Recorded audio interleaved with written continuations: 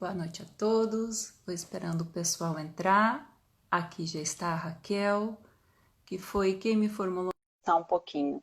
Hoje, nesse diálogo sobre relacionamentos amorosos. Vamos fazer. Oi, Raquel, Olá, tudo boa bem? noite. Tudo bem e você? Deixa eu baixar aqui, senão eu não enxergo vocês. Arrumar aqui minha câmera. É uma satisfação enorme estar conversando com você, que você tenha realizado esse convite para a gente fazer esse bate-papo. Já faz bastante tempo que a gente conversa, né, Raquel, nos bastidores, Sim, troca ideias, troca posts. E hoje a gente teve a ideia de vir trazer essa conversa aqui com todos vocês, aumentar esse diálogo para todos nós. Nós recebemos algumas perguntas, né? sim. Teve uma. E Uhum. E Não, da ia mesma dizer maneira, nós gostaríamos que vocês estejam aí pelos comentários, mandando perguntas, questionamentos, e na medida do possível a gente vai dialogando sobre, conversando sobre. Muito bem-vinda, sim, Raquel.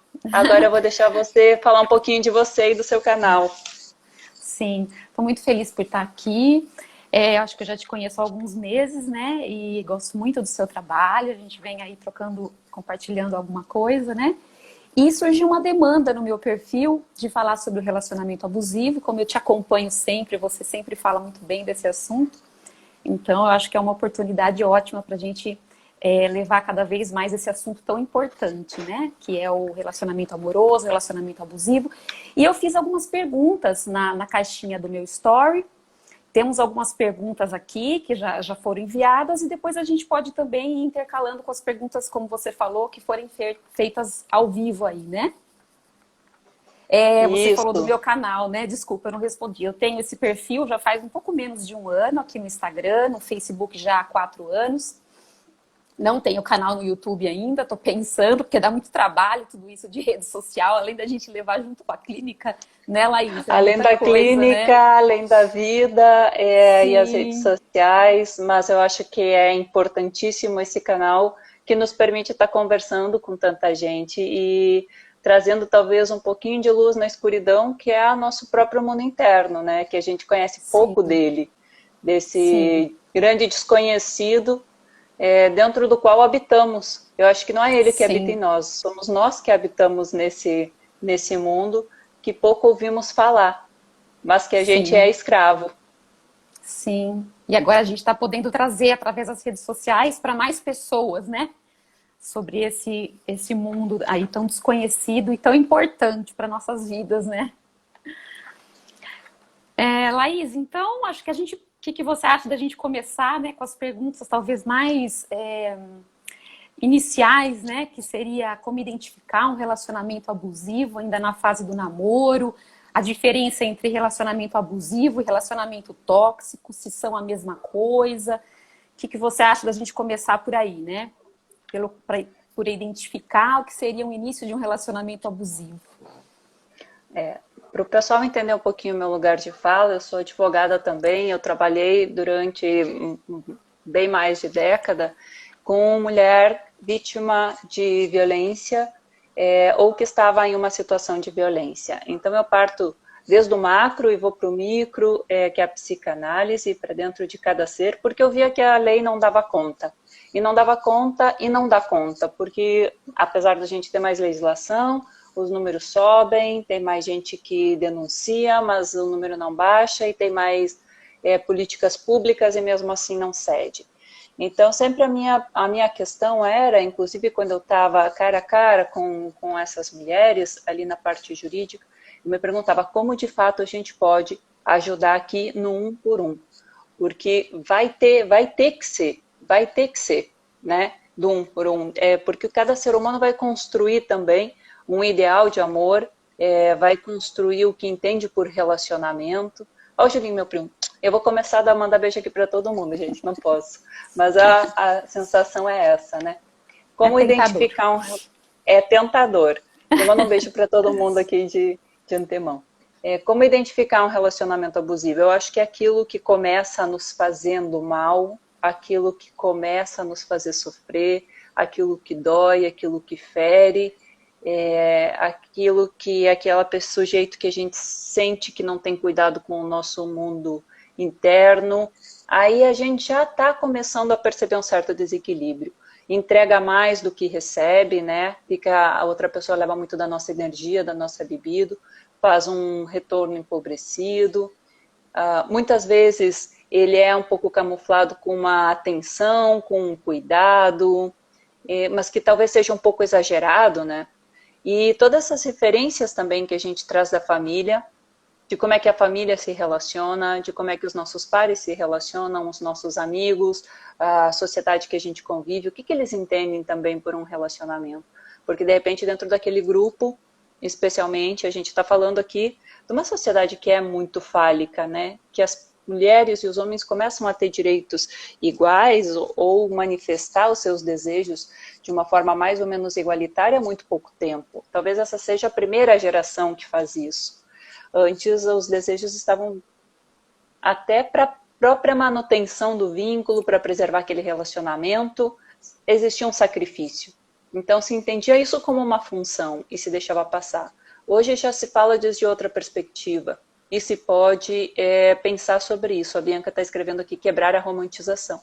É quebrar a romantização, porque assim, é muito importante também falar que essa super oferta que a gente tem hoje, por um lado é libertador, mas que a gente vê chegar na clínica, né, Raquel, uma angústia enorme, nós vemos ansiedades enormes chegarem, que é justamente nessa corrida, às vezes a gente pode se colocar numa competição muito selvagem.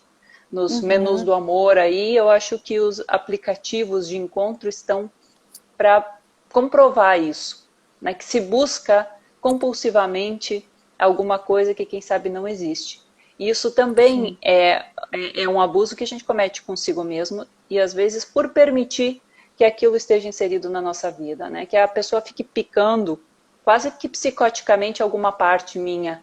Eu sei que ele gosta ou ela gosta disso, então eu vou dar isso, porque a outra pessoa vai dar isso. Ou se eu não der isso, sabe? Fica esse jogo e fica esse desejo incontrolável de agradar o outro de alguma maneira, né? Para ter uma vantagem sobre essa concorrência. A Vera e a Cornélia, ela fala uma coisa muito importante, né? Que a gente não inclui quem estava reclamando. É aquela coisa um tanto narcísica de pensar que comigo ele ou ela vai ser diferente, eu posso mudar esse homem, eu posso mudar essa mulher. Gente, é muito importante que a gente, Junei, beijo, que a gente consiga perceber que ninguém é Deus, não dá para brincar de Deus aqui, no transformar o outro, né, dentro do meu formato. E desde o início já tem alguma coisa ali, às vezes ela está implícita, às vezes ela está explícita, ou um exagero no cuidado, no controle, no ciúme, ou a falta de cuidado já no início, a própria paixão demanda, vou conquistando mais, vou conquistando mais, vou conquistando mais esse espaço, mas isso aí não chega. E por que não chega? Porque já começa a estar desequilibrado, né? De um dar mais do que o outro. Isso já está fazendo um contorno para um relacionamento abusivo. A não ser que tenha uma má fé desde o princípio, né? Que a pessoa está completamente dissimulando desde o início. E acontece também, a gente sabe que acontece. E entra no jogo. E é muito fácil entrar no jogo porque é sedutor. Porque a gente quer aquele objeto, porque a gente deseja. E pelo desejo a gente paga preços incalculáveis. Às vezes paga com o próprio risco, com a própria integridade física, com a própria saúde mental, né, Raquel? Sim, e eu estou pensando aqui também na diferença entre o par que pode ser psicopata, né? E no par que não é o psicopata, que talvez tenha aí uma questão de neurose, de psicose, quer dizer, diferenciar um pouco a questão de que o psicopata não faz aquele vínculo, não tem empatia, mas é diferente daquele outro abusador que tem uma outra configuração psíquica com as próprias dificuldades, né? Narcísicas e compulsivas, que às vezes fere aquele relacionamento, mas eu acharia legal diferenciar um pouco. O que você acha nesse relacionamento abusivo? Justo ontem eu estava no grupo de estudos de psicanálise do acolhimento E o meu professor, o Renato Dias Martino, ele falava sobre as cotas de cada um, né? Cotas como partes da nossa própria psique, que vai ter uma parte mais psicótica, vai ter uma parte mais neurótica. O Bion fala da cota psicótica, né? Uhum, E então vai ter, e nós vamos saltar isso em maior ou menor medida, dependendo daquilo que a gente necessite para aquele momento, até para a preservação do eu. Mas eu vejo uhum, muito que chega a seguinte questão: eu estou me relacionando com um narcisista, ou eu acho que ele é narcisista. Como reconhecer o narcisista? Ele diz que é bipolar, e é por isso que ele faz assim.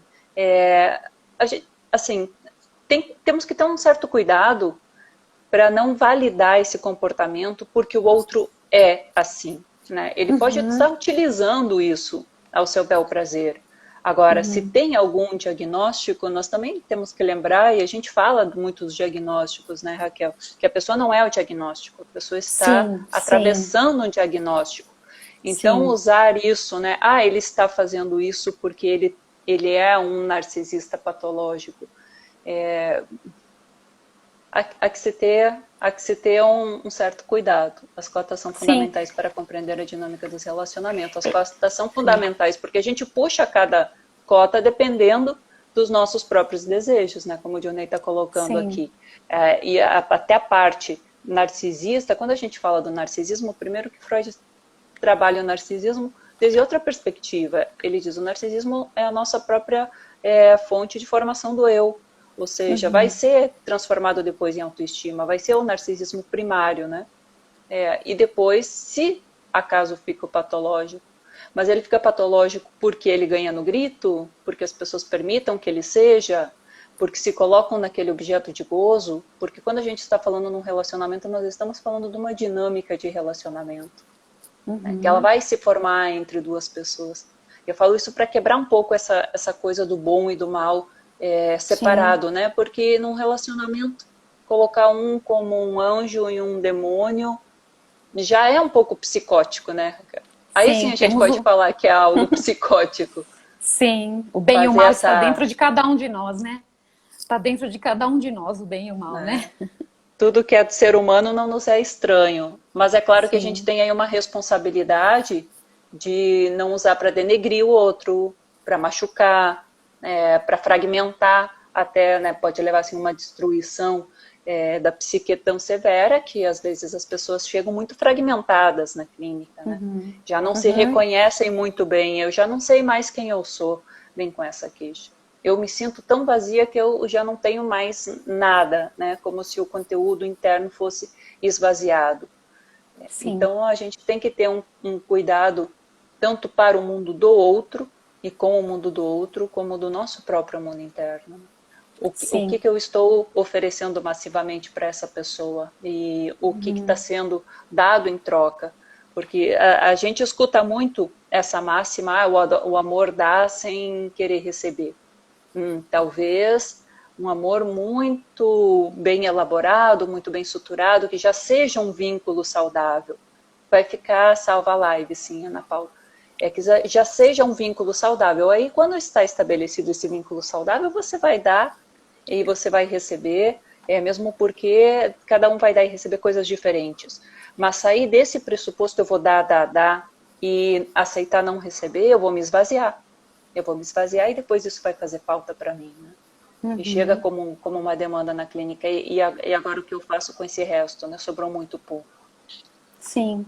E muitas vezes essa mulher não se sente merecedora, né? Porque ela não tem registros psíquicos de ter sido amada lá no primeiro amor, né? Da mãe. Então não tem aí um eco que ressoe, né? É quando ela é amada. Então muitas vezes ela não se sente merecedora e é melhor então não sair desse vínculo porque eu não mereço nada mais do que isso. Então é importante a gente falar da importância de cuidar do que está lá dentro, né? Porque senão essa mulher vai estar sempre repetindo, ou homem também, né? Não vamos dizer que o relacionamento abusivo seja sempre do homem para com a mulher, né? Pode acontecer ao contrário também, né? Mas acho que é importante a gente dizer isso, né? Quanto é importante cuidar do que está lá dentro, né? Dos nossos registros iniciais para que a gente possa aprender a receber um amor de mais qualidade, né? Que venha do outro. E quando a gente não tem esse registro, quando falta esse registro, a gente pode construir, porque tanto o nosso superego quanto o nosso ego, ele está em plena expansão e construção toda a vida. Então não é um carimbo que ele vai se formar para sempre. É claro que é um registro importantíssimo. Mas quando eu não tenho essa referência, quando eu sinto que falta esse desejo de ser amado, ou daquilo que eu aprendi o amor, sobre o amor, porque o amor ele é aprendido de alguma maneira, né? Desde os olhos da mãe, e depois a gente vai se nutrindo com outros amores no decorrer da vida. Mas e quando eu não tenho isso, eu posso encontrar isso em relações saudáveis, eu posso encontrar isso em uma relação saudável com o meu terapeuta também, que pode me ajudar nesse processo de ter mais ferramentas internas ali, de dar uma nutrição para o ego. E aí sim, a partir desses relacionamentos que a gente vai passar a ter mais nutritivo, ou vai buscar relacionamentos mais nutritivos, a gente vai questionando os outros relacionamentos, né? Mas eu aceitava isso, mas agora eu não aceito mais. E não só o relacionamento amoroso, todos os tipos de relacionamento, né? Porque a gente fala muito de relacionamento amoroso, mas o grande sofrimento que as relações de amizade nos trazem também é imensurável. Tanto de disfarce de intenções, né? Aquela amizade com desejo. Amizade com desejo não é amizade, gente. Esquece isso. A partir do momento que aquilo não vai estar sendo nutrido, ele vai padecer. Também é muito difícil, e a Vera fala sobre isso, a Vera Iaconelli, que é muito difícil a gente dizer que não gosta de uma pessoa para uma pessoa que nos é querida. É difícil porque quebra o nosso narcisismo. E é difícil porque a gente não quer ferir aquela pessoa e sabe que vai ferir aquela pessoa. Então, há que ter cuidado ali também com essa coisa da amizade, que tem essa fronteira, e da coisa da amizade abusiva também, né? Que demanda, e que dá pouco, e que também esvazia, porque às vezes tem uma carga de libidinal enorme ali naquele vínculo. Sim. Laís, vou ler mais uma pergunta, então. Há alguma possibilidade de algum relacionamento abusivo vir a deixar de ser no futuro? Pois é, essa pergunta. Eu até estava escrevendo aqui antes sobre isso. Olha, primeiro eu acho que a gente tem que reconhecer aí a nossa limitação.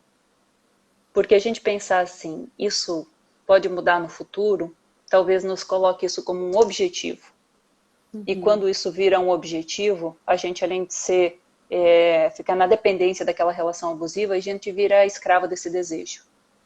E é um desejo impossível, né? Porque depende do outro para que algo aconteça. E toda mudança interna, ela não é um processo fácil e ela não costuma ser um processo indolor. E a gente percebe isso na clínica de dentro, né? O quanto passar por uma análise pessoal, ela pode ser custosa. Agora, a outra pessoa mudar para se encaixar num vínculo saudável, quando ela está tendo algum benefício com aquele vínculo abusivo, é difícil de acontecer, porque ela está se nutrindo de alguma maneira. Ela está tendo alguma satisfação de alguma maneira ali, né? Mesmo que o seu par esteja padecendo, que está na fórmula. Se o relacionamento abusivo é porque isso está na fórmula, né? A gente tem que cuidar também ali com esse narcisismo de não querer mudar o outro, ou falar assim, se escuta muito isso. Ah, o meu marido, o meu namorado, a minha namorada, a minha esposa está fazendo terapia, agora as coisas vão se ajustar. E não, né? Porque ele está fazendo terapia para ajustar a vida para ficar melhor para ele. Nem sempre é para o casal. Inclusive a terapia do casal costuma ser um ringue, né? Onde os pares chegam ali e eles se degladiam na frente do terapeuta. E aí, o que se faz com isso? Né? Porque cada um ali está tentando aplicar a sua fórmula de amor, a sua fórmula de relacionamento, mas se o outro não deseja assim, eu acho que se ele quisesse fazer um relacionamento saudável, teria prestado atenção desde o início, teria tido cuidado com o mundo interno da outra pessoa desde o início, né? E também tem um outro ponto que eu acho que é fundamental a gente pensar, que talvez seja confortável a gente se colocar na mão dos outros para que o outro me diga qual é o meu lugar no mundo, para que o outro me diga o que eu sou. É um pouco como um bebê que está sendo ninado, né? Então, é a outra pessoa que tem que me acolher, a outra pessoa que tem que fazer isso por mim, o outro, né? Eu me coloco ali naquela posição com um certo pacifismo, com um certo conforto. Mesmo que isso traga dor, mesmo que isso acabe em sofrimento. Mas mesmo que acabe em sofrimento e dor, e eu falo uma coisa e as pessoas não costumam gostar muito, mas muitas vezes a gente goza na dor, né? A gente internalizou aquilo como parte do amor, por algum motivo, como parte da relação, e tem alguma satisfação que se encontra nessa marcha. Se você me permite, Raquel, eu vou ler a pergunta do João Vitor Ponciano, que faz um grupo de estudo maravilhoso sobre o feminino com ele. Ele criou esse grupo e a gente traz discussões maravilhosas. Quando a relação abusiva parte da mulher, isso não seria uma espécie de sintoma fruto da desconfiança provocada pelos homens? Ou seja, no fundo, isso não seria fruto do machismo encarnado na mulher? Assim, a gente tem que pensar que a sociedade fálica é fálica para todo mundo. E é curioso isso do falo, porque na verdade é a mãe que é fálica, né? O início. Então o que a gente deseja? É aquela amor perfeito da mãe, é aquela coisa perfeita da mãe, nada falta. E o falo simbólico é o da mãe, mas em algum momento ali isso parte para o outro extremo, que acho que talvez tenha que ver com a fase da castração, quando o pai diz assim, não, isso é meu. E aí pensa assim, não, então, se isso é do pai, eu quero estar do lado do pai, porque eu também quero ter isso quando eu crescer de alguma maneira, né? E vai se formando esse contorno dentro da estrutura interna. Na estrutura social já é toda uma coisa. Agora, que está encarnado em todos nós, João Vitor, isso está encarnado em todos nós, né? E nós vemos muito esse julgamento, tanto de um contra do outro, da mulher, né? Tá ali porque gosta de apanhar, a mulher fala muito isso. Tá ali porque gosta de apanhar. Trocou um homem, trocou um namorado, tinha um namorado violento, trocou por outro, essa daí é porque gosta, né? E se escuta muito isso do discurso feminino. Se tem uma desconfiança sobre o homem, aí já vai ser do mundo interno de cada um. Mas a gente tem que prestar atenção nessas coisas que vêm pré-estabelecidas, né? E quando escutar isso, pensar que todos nós fizemos parte do mesmo cenário, ou seja, a violência contra a mulher, os relacionamentos abusivos, relacionamentos violentos, eles não acontecem em outro lugar estranho. Eles acontecem do nosso lado, acontecem com os nossos amigos, na nossa casa, às vezes com os nossos filhos, com os nossos pais, né? A gente faz parte disso também. Sim, eu me lembro de uma live em que você disse que muitas vezes o homem diz assim, vai se tratar, vai fazer terapia, né? Que você está fazendo, como se fosse um xingo, né? Me lembrei disso agora, quer dizer, e aí a questão é ela aproveitar esse momento para ir cuidar dos desejos dela, das coisas dela, né? E questionar mesmo essa posição que ela quer ocupar, né? De ter enfim, um lugar mais satisfatório, um relacionamento mais satisfatório, né? Eu brinco quando falam assim, vai se tratar, leva para análise, vai fazer terapia. Eu digo sim, mas é para ir retirando a libido desse objeto e reincorporando e fortalecendo o ego para ir rompendo esse vínculo de dependência. Aí sim vale a pena, né? Porque quando alguém faz isso, se desresponsabiliza. Então a outra pessoa que está fazendo terapia se responsabiliza. Isso se vê muito e aparece muito na clínica também isso. Olha, desde que eu comecei a fazer terapia, todo mundo lá em casa me diz, fala você com o seu terapeuta, né? Sobrecarregam aquela pessoa que está indo para a terapia como se ela tivesse que se responsabilizar por todas as coisas. E não é, cada um vai ter que se responsabilizar por si, especialmente dentro de um relacionamento, né? Leva você para a terapia e você está levando para a sua terapia, o que você está agregando aí? Como construção de uma nova relação, de um novo formato, né? De relação. Sim. Aqui tem uma pergunta, por que permanecemos no relacionamento mesmo sabendo que nos faz mal? Complexo, né?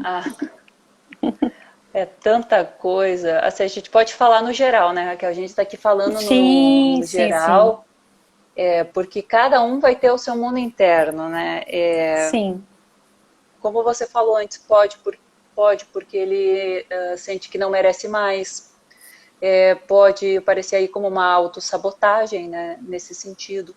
Pode parecer porque tem uma inveja de si mesmo, e eu falo inveja de si mesmo, as pessoas dizem que você está falando, mas justamente aí, eu não mereço tanto.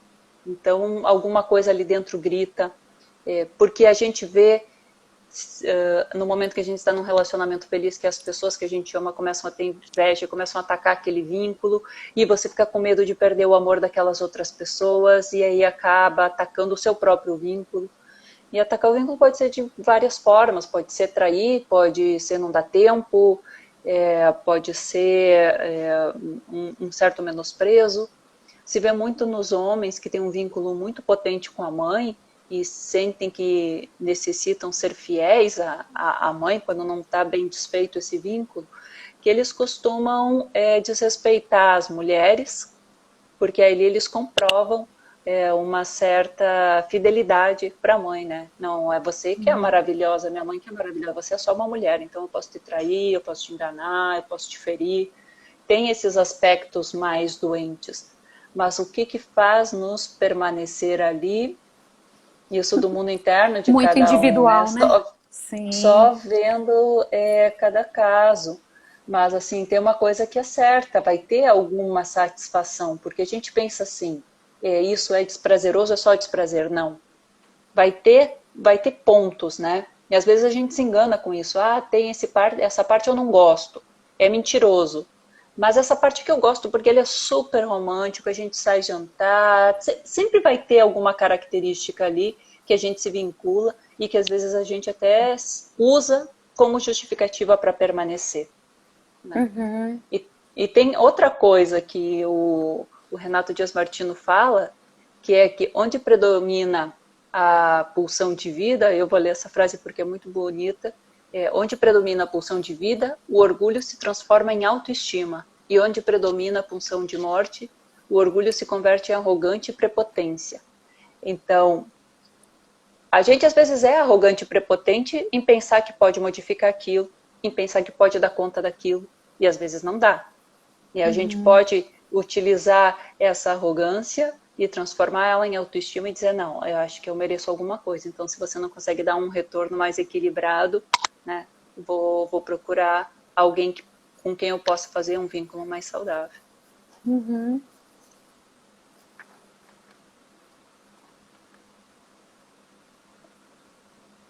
Estou lendo aqui os comentários, gente. Tem uma seguidora que perguntou por que após o término do relacionamento frustrado a gente tem a sensação de que nem era amor, né? Aí talvez entre a questão do desinvestimento libidinal naquela pessoa, quer dizer, vai fazer o luto, né, da perda pela pessoa e de tudo que estava ali, né, investido nela, né? O que Eu você acho me que a diz? primeira, claro, tem isso, mas a primeira pergunta é, mas será que tinha amor antes? Será que esses Uhum. dois sujeitos eram capazes de amar? Porque amar também é uma capacidade, não pode ser vista só como um sentimento, eu sou capaz de amar, porque um amor vai passar por renúncia, o amor vai passar também pela renúncia dos nossos desejos, renúncia do ideal que a gente tem sobre aquele relacionamento, vai passar por fantasias, né? Vai fazer um encontro com o real de cada pessoa, porque talvez a gente vincula muito a questão do amor à paixão, e eu vejo chegar muito essa confusão na clínica. Quando vai se desfazendo a paixão, diz assim, meu Deus, eu acho que esse amor não está mais dando certo. Eu digo, talvez esse amor esteja sendo construído, agora está parecendo o real de cada um. Vão dar conta de amar esse real, né? Até hoje eu postei uma coisa ali da paixão. A gente se maquia muito na paixão e é algo inconsciente. A gente está falando aqui muito de materiais inconscientes. O Dionei escreveu isso antes.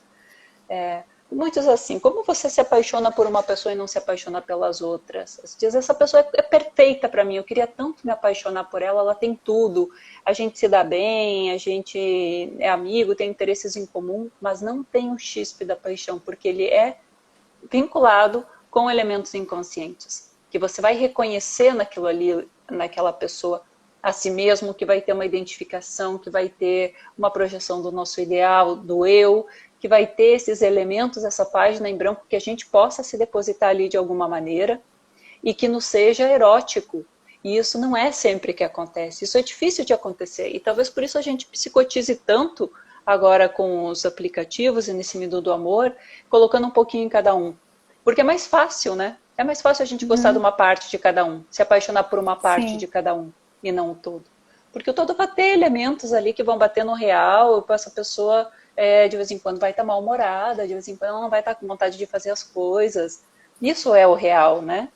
Sim. E depois vai ver se dentro daqueles elementos todos que surgiram na paixão, que é quando ela vai começando a ficar mais porosa, mais aerada, se vai sendo possível costurar um amor dentro de toda a renúncia que toca, ou se vai se evaporar.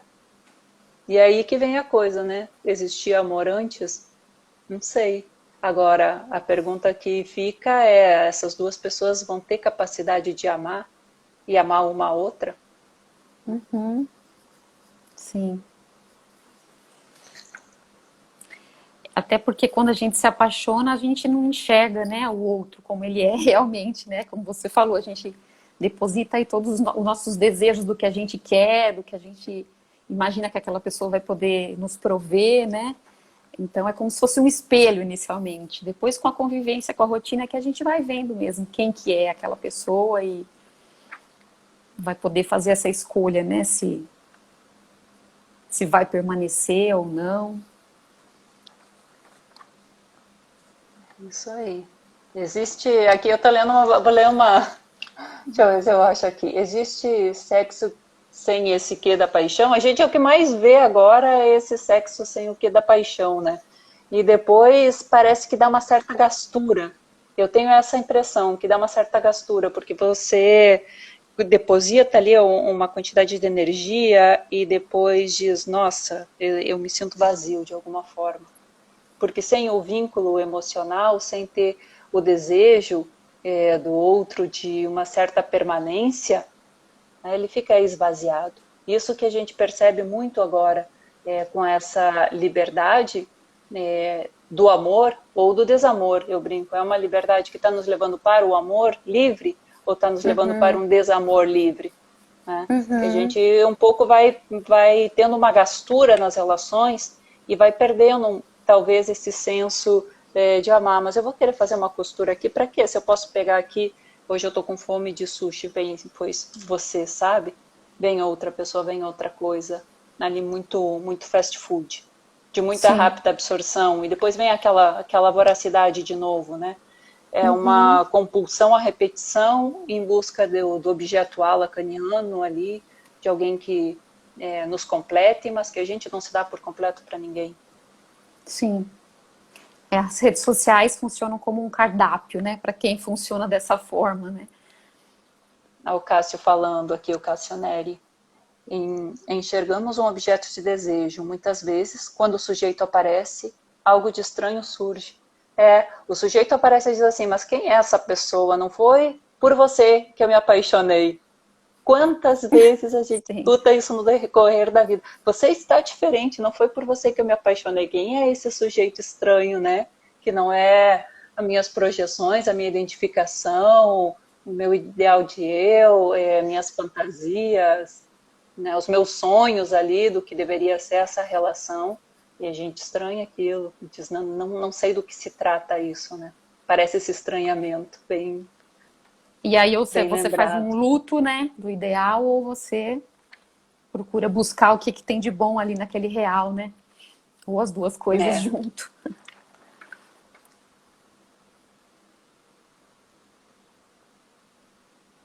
Ruth, você tá aí.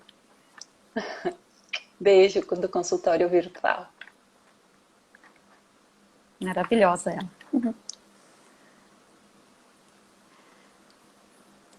Tem Tem umas uma... perguntas aqui, Raquel, também que Sim, a gente pode pode fazer, abrir. Vou deixar você. claro.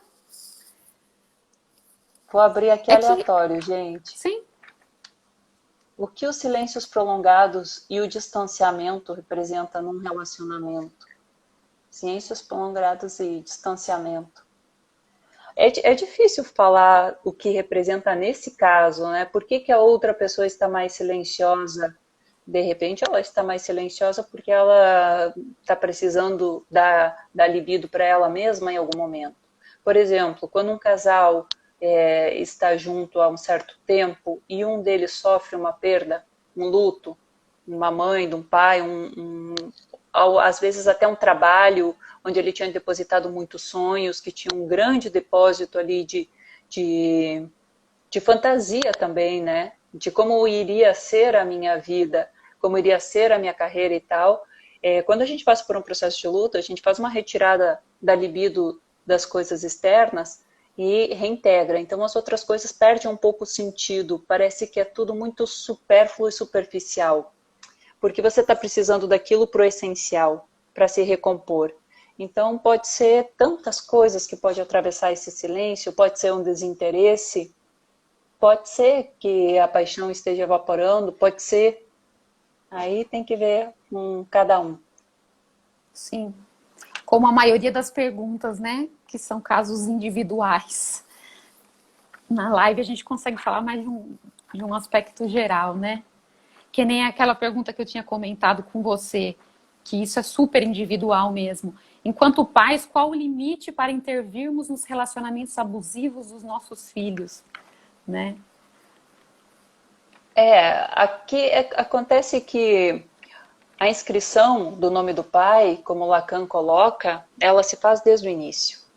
A inscrição do nome do pai é de quem exerce essa função paterna, que normalmente é a pessoa que vai colocar a inscrição da lei, a inscrição da moral, dos bons costumes, da educação, do permitido, do não permitido, que depois vai passar pelo complexo de Édipo, vai ter a questão da castração. Então vai colocando uma série de limites no indivíduo e vai fazendo essas inscrições. Com o passar do tempo, a criança tem 2 momentos que ela faz uma separação mais abrupta com os pais, e depois, na vida adulta, tem uma situação que a gente faz isso de novo, que é nos terrível 2, ali mais ou menos dos 2 aos 3 anos, que esse pequena criança, ela busca se tornar um sujeito, né? Então ela vai ficar tentando romper com essa vinculação com os pais. Na adolescência, que ela vai fazer isso procurando a própria subjetividade e buscando mais uma identificação com os seus pares. E depois vai ser no dissolvimento da paixão, porque a paixão ela é algo fusional, então eu vou estar misturado com o outro, e no desenlace da paixão eu também vou retomando essa subjetividade, que pode estar vinculada ao silêncio, que a nossa participante aqui comentava, que justamente pode surgir isso como um silêncio, né? E agora, o que eu faço frente a essa dissolução? Mas colocar um limite para entrar na vida de um filho já adulto que está numa relação abusiva, ou que se pensa que é violenta, ou que se pensa que não é ideal, é delicado, porque daí vai depender do espaço que ele vai dar. Não se pode muito invadir. O que se pode é ter ensinado toda a vida dentro desses espaços, né? A mãe muito através do amor, o pai com essa inscrição. E mãe e pai, quando a gente fala, é função, né, gente? Pode ser quem exerce a função materna, quem exerce a função paterna. Com essa inscrição mais da lei, da moral, né? É o não do pai comum. Não porque não. E acabou. Ou da mãe, não, mas vem cá e tal, e vai criando essa reparação, né? A culpa e a reparação que a Melanie Klein trata tão bem. E depois, na vida adulta, talvez uma conversa, mas não vai se poder pensar pelo outro mais, porque esse momento já passou, né? É um pouco confiar nos valores que foram ensinados, na forma que se ensinou aquela criança a amar. Foi ensinado com muito castigo, foi ensinado com muita surra, foi ensinado a respeitar através do medo. Como foi ensinado, né? O respeito através do medo, ele é muito perigoso para que se depois possa cair num registro de relação abusiva. Você respeita os seus pais por amor, por carinho, você respeita eles porque você tem medo de uma represália, de um castigo. Isso na adolescência vem muito forte, né? E se vê os pais fazendo o rompante do castigo e cada vez mais castigo, e aquele adolescente vai se afastando cada vez mais, porque ele já não aceita muito que venha isso Uhum. dos pais, mas de repente ele vai aceitar que isso venha dos pares, porque ele Sim, entendeu que é assim que funciona, né? Então, ali são sim, precedentes importantes que a gente pode deixar aberto desde a infância até a entrada da vida adulta do filho. sim. E também a gente, como pais, né, irmos nos colocando numa posição desnecessária no sentido de deixar que eles possam assumir a autonomia deles e aprender, né, a identificar quais relacionamentos são saudáveis para eles ou não, tanto em relação quanto com amizade, quanto relacionamento amoroso, né? Os pais às vezes querem continuar presentes na vida dos filhos por muito tempo, se sentirem necessários, e isso, eu me lembrei da animação O Cordão, né, que você colocou no Uhum. IGTV do seu perfil, né? Então, eu acho que entra um pouco nessa questão, né? Até que momento você intervém na vida do filho, a partir de que momento você deixa ele ter autonomia.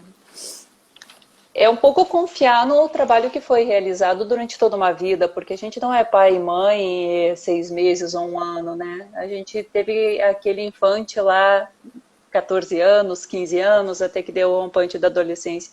Então, durante todo esse período, nós fomos ensinando todos os dias coisas para eles. E depois um pouco confiar nisso. E é lógico que quando vem o período de adolescência, e especialmente, tem uma coisa curiosa que acontece, que às vezes quando o adolescente ele é muito apegado a um pai ou uma mãe, o rompante vem mais forte. Então ele vai fazer um desenlace mais fervoroso e os pais vão se sentir algo rejeitados, muitas vezes, mas ele precisa romper com isso, porque ele tem que construir a subjetividade dele. E é necessário dar esse espaço. Então, quando se torna muito invasivo, o que pode estar se ensinando nesse momento?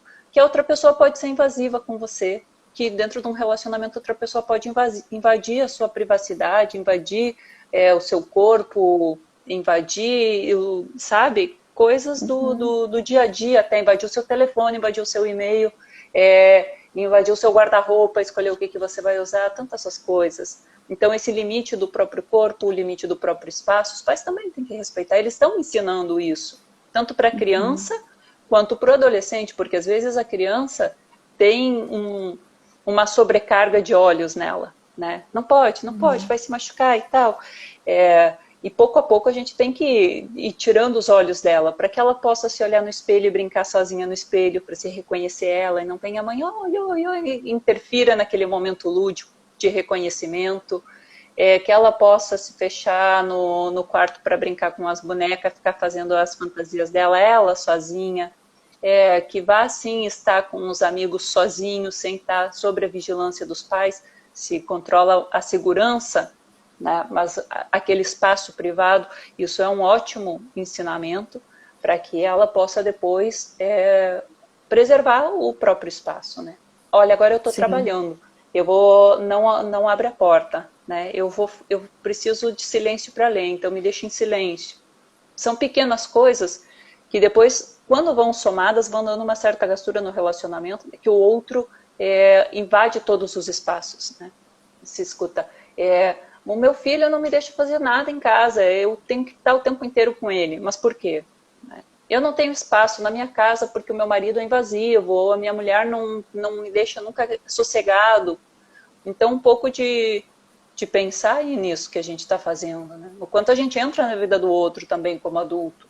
A gente dá esse espaço ou não? Né? sim.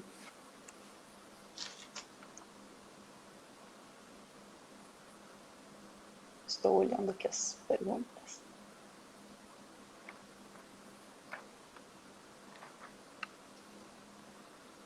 Tem bastante perguntas aí? Aqui tem 9 perguntas no quadro de perguntas. Vou puxar aleatório, pessoal, porque se eu ler uma a uma aqui, eu vou puxar a primeira que aparece. Qual a dica que você daria para um relacionamento de 7 anos? Estamos bem, só quero dicas mesmo. Se vocês estão bem, não tem dica, pessoal. Segue a vida feliz. Tivesse uma Sete, receitinha, né? se tivesse uma receita do bolo, eu queria também. Eu acho que vocês podem Né? falar aqui da receita de vocês 7 anos. Estão bem? Sim. Podem compartilhar conosco aqui. Qual a importância da transferência paciente-terapeuta? Com Já entrou num dizer, outro com assunto, né? confiar. Está na formação do analista. Transferência do paciente terapeuta é total, né? Porque sem transferência e livre associação não tem terapia psicanalítica, né? Então vai surgir, mas ela surge e aí não é uma coisa que precisa se preocupar. Quando você escolher o seu terapeuta, a transferência ela já está de alguma maneira acontecendo. Até que tem um pouquinho a ver com o nosso tema, né? Porque toda transferência é uma transferência de amor, né? Total. E como dizia Lacan, não se fala em outra coisa a não ser de amor na dupla analítica, né? Porque a Sim, nossa demanda é uma demanda de amor. A nossa vida gira nesse contorno aí de amor e de desejo e quem sabe gozo também, né? sim. Terapia de casal desde o início da relação aqui. Alguém tá falando.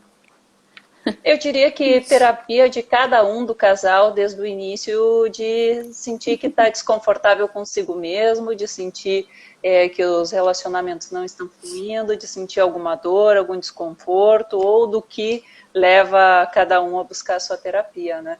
Porque se estão os dois nesse caminho, nessa construção, o próprio casal vai ter um espaço mais terapêutico para conversar sobre isso também.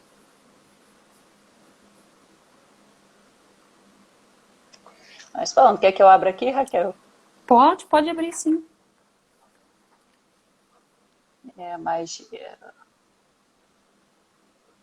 como ouso-lhe a mais? Está pedindo a Marina aqui. Raquel Muller e Laís Locatelli. Laís Locatelli. É Muller ou é Miller? Ah, como Fala fala meu Miller, né? nome? É Miller. É, É, escreve é Muller, mas fala Miller. Miller. É um sobrenome alemão muito comum lá na Alemanha. Existe atração sexual numa relação de amor fraternal? Amor fraternal, você está dizendo que é um casal que se ama fraternalmente? O Marcelo Santos fala muito bem sobre isso, né? Que a pessoa que vira o pai ou a mãe da outra parte do casal vai sucumbir na barra do incesto, né? O desejo vai ser barrado. Então, se é um casal que procura o pai ou a mãe ali, pode até ganhar, no sentido de aquela pessoa vai ficar mais dependente, vai ter um amor enorme, mas possivelmente a namorada não vai estar dentro dessa relação, ou o namorado, né, ou o par sexual não vai estar dentro dessa relação. O desejo fica barrado de alguma maneira. Né? Ou às vezes dizem assim, o meu marido, depois que nasceu o nosso filho, me chama de mãe, de mãezinha. Corre Tem para muito terapia isso, para né? fazer. Aí vira mãe, eu digo, tá, e cadê a mulher? Vai estar em algum lugar que talvez não seja aí. É importante prestar atenção. Sim. E é uma coisa que pode ser muito sedutora, né? Porque dá um grande poder na mão. E eu vejo isso acontecer bastante, né? Que a pessoa vai meio que tomando aquele contorno, te ficando muito parecida com a sogra ou com o sogro, e depois diz, e aí, e agora o casal, né? Onde é que tá? Sim.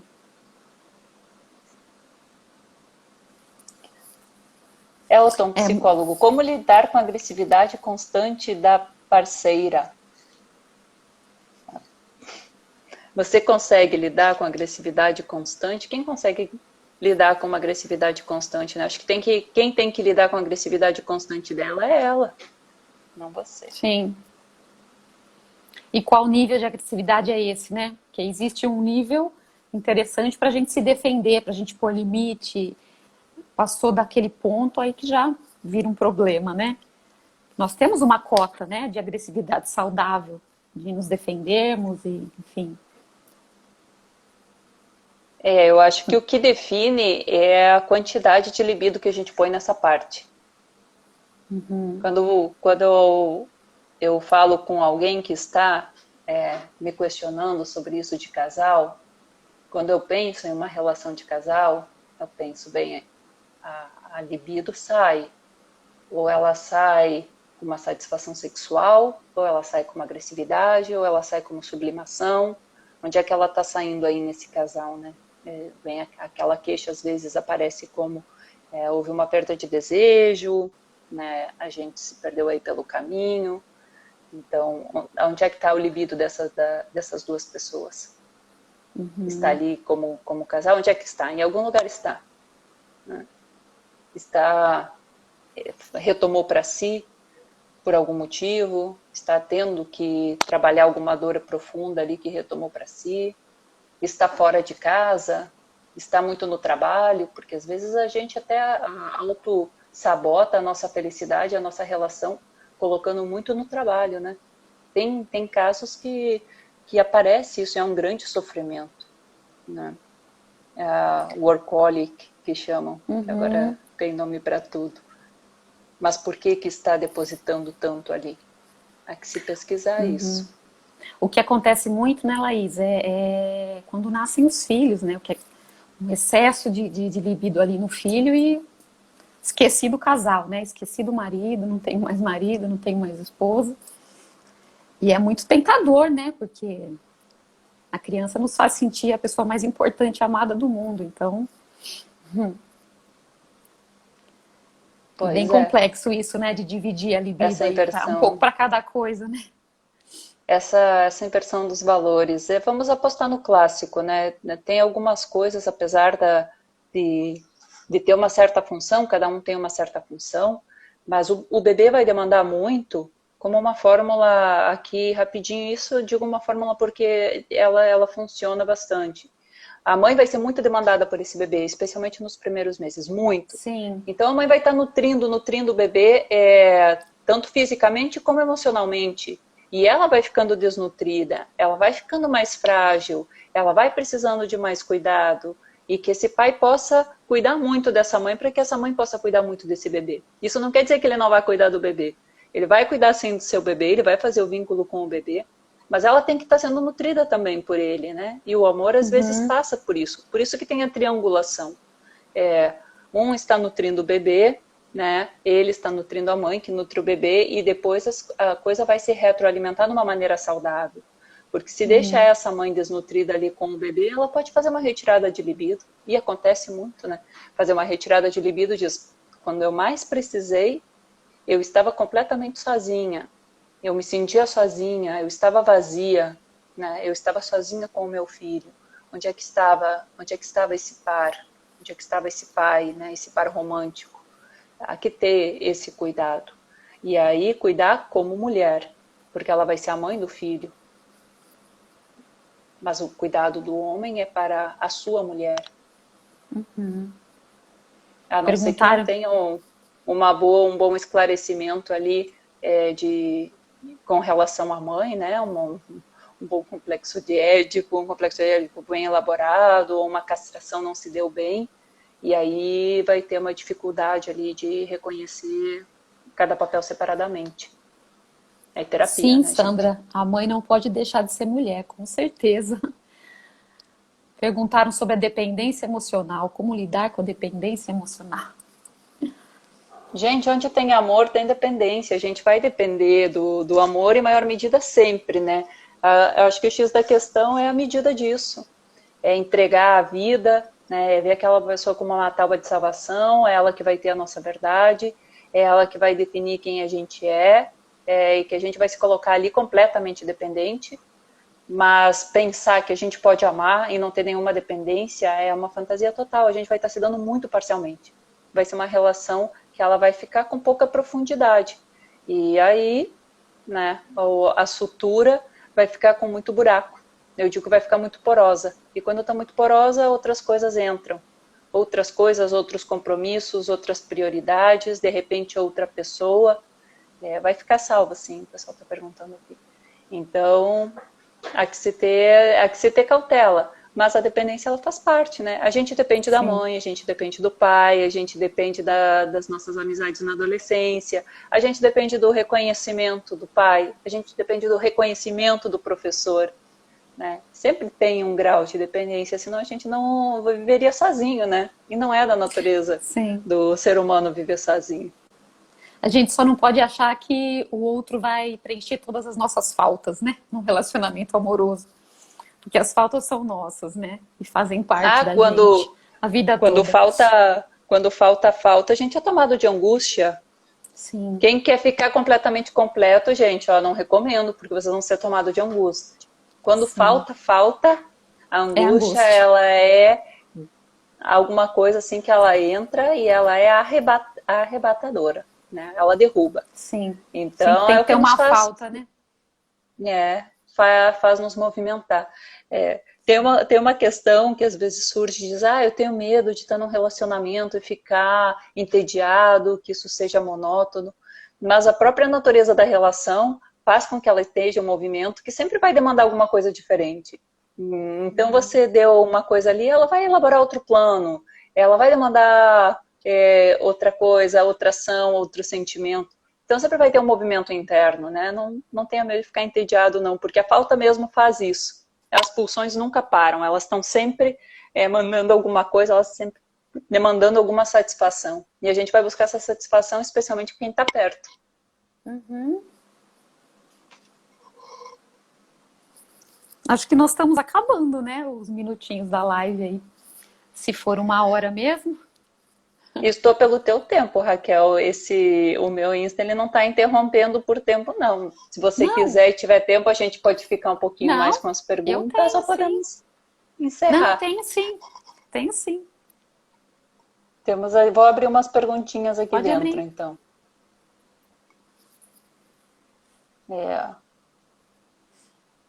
Estou pegando aleatório, gente, eu não estou escolhendo, não. Quando o homem não respeita a mãe, é fato que o fará igual ou pior com a namorada? Eu acho que o respeito... Você quer responder, Raquel? Eu quero te escutar um pouco também, eu estou falando muito. Não, mas eu adoro te ouvir. Todo mundo adora te ouvir. Como Não, tem você gosto fala, para não tudo. podemos, não podemos generalizar, né? Mas a gente repete muito as inscrições, né? Psíquicas que a gente fez. O que a gente viu, o que a gente internalizou, como a gente viu o pai cuidar da mãe, é um exemplo, né? É uma forma de se relacionar que a gente aprende ali na infância, né? Como algo que seria normal ou certo. Então a gente inconscientemente vai provavelmente reproduzir isso nos nossos relacionamentos lá fora, né? Por isso que a análise ajuda muito, né? Em casos que a gente não tinha aquele movimento que não está saudável, para a gente rever essa forma de funcionar, essa forma de se relacionar, que não precisa ser igual àquela que a gente aprendeu, internalizou na infância, né, na relação com nossos pais.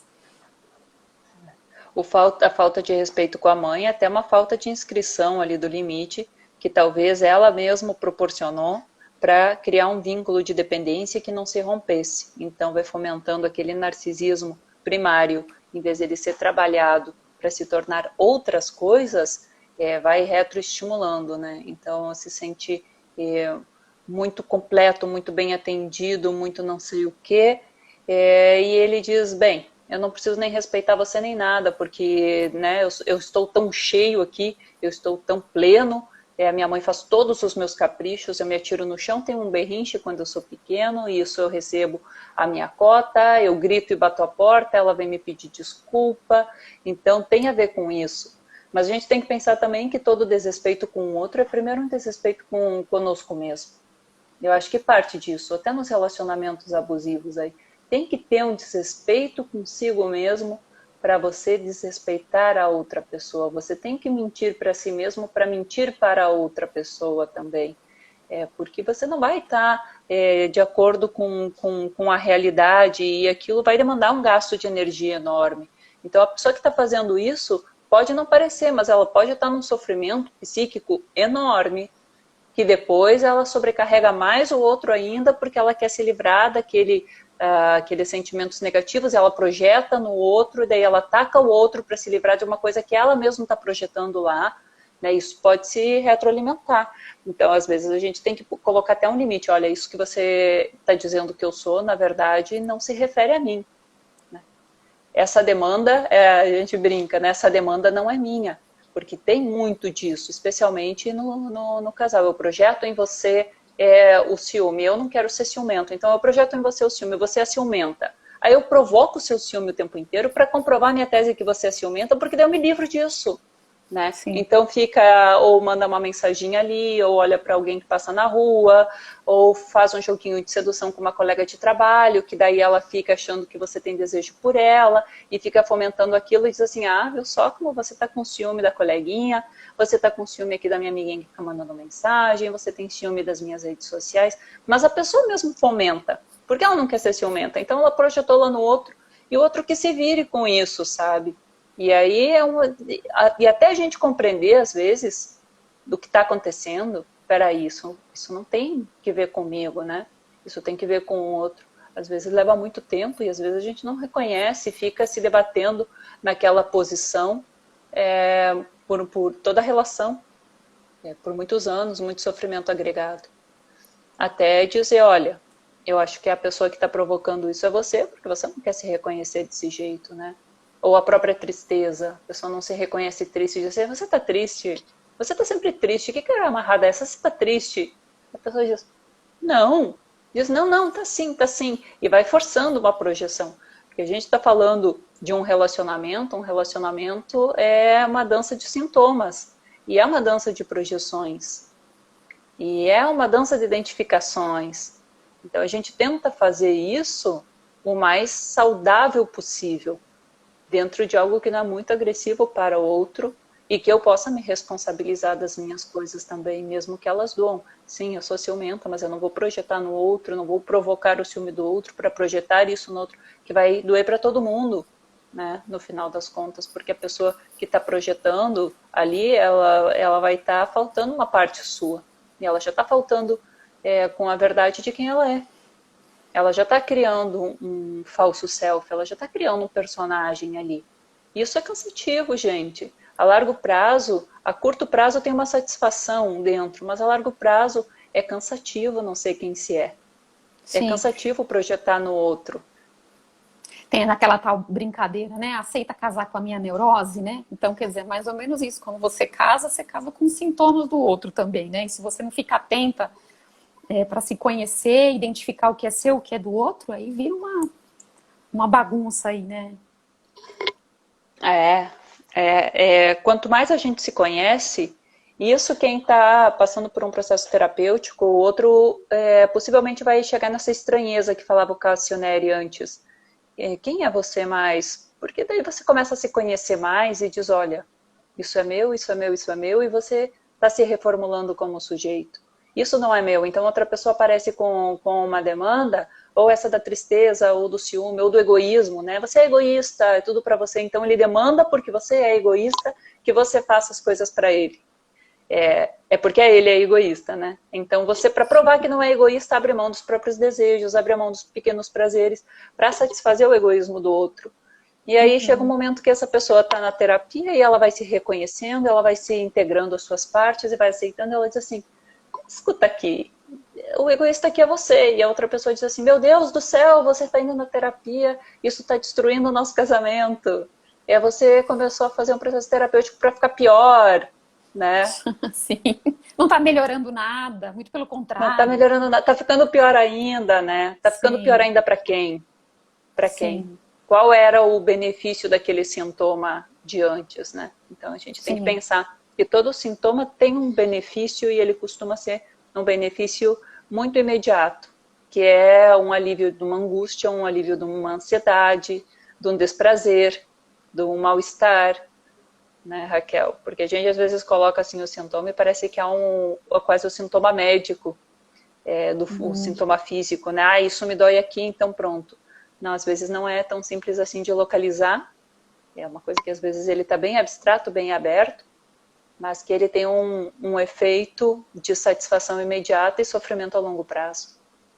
E é muito cuidado que a gente tem que ter, né, para manejar isso na clínica, porque dependendo do sintoma ali que você mexe, você desestrutura a casa inteira, né? Como diria a Clarice Lispector.